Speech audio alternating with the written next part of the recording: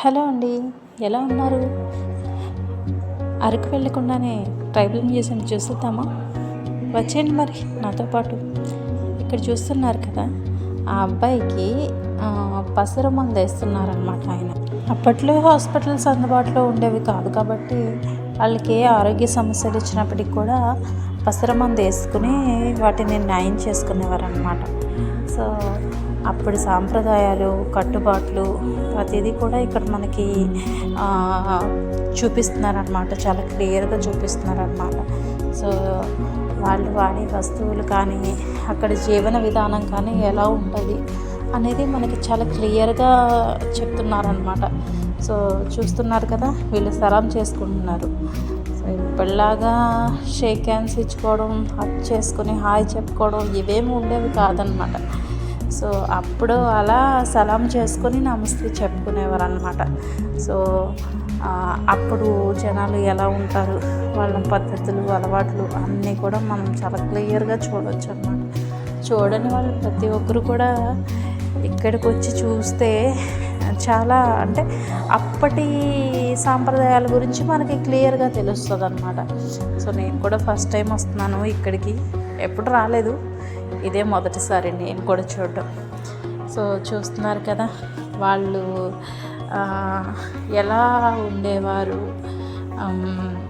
అది ఆయన సూర్య నమస్కారాలు చేస్తున్నారనమాట. చూస్తున్నారు కదా, సూర్య నమస్కారాలు చేయడం, పూజలు చేయడం ఇవన్నీ కూడా మనకు చాలా క్లియర్గా కనిపిస్తున్నాయి.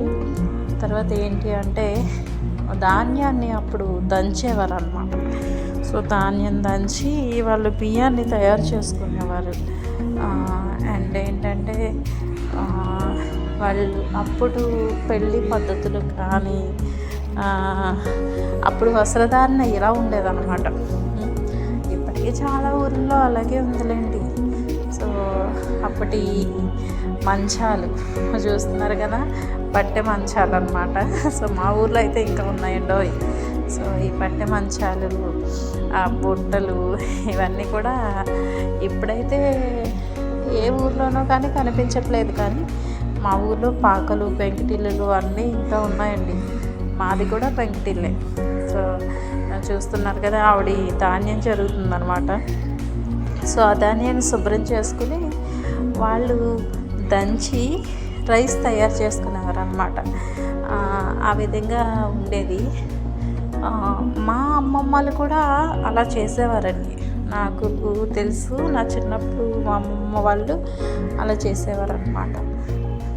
ఇంకొకటి ఏంటంటే, వీళ్ళు పండించుకున్న ఏ వస్తువులైనప్పటికీ కూడా, కూరగాయలు కావచ్చు, లేదు అంటే పప్పు ధాన్యాలు కావచ్చు, ఇవన్నింటినీ కూడా ఒక సంతలా పెట్టి అక్కడ వాళ్ళు వ్యాపారం చేసుకునేవారండి. తర్వాత వ్యవసాయం ఎలా చేస్తారో కూడా ఇక్కడ క్లియర్గా చూపిస్తున్నారు. ఆయన చేతిలో ఉంది కదా, అది నాగలి.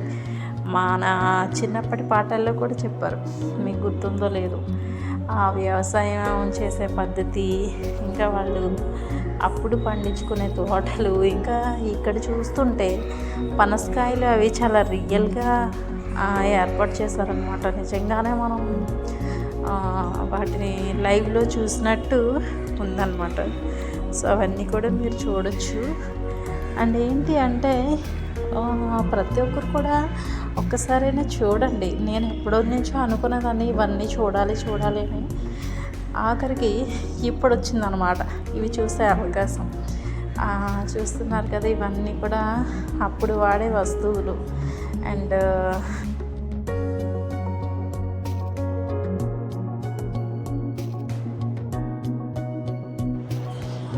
ఇక్కడ వాళ్ళు పండించినటువంటి, వాళ్ళ ఊర్లో దొరికేటటువంటి పప్పులు అన్నీ కూడానండి మనకి లైవ్లో పెట్టారు. మనం కావాలనుకున్న వాళ్ళు కొనుక్కోవచ్చు అండి ఇవి.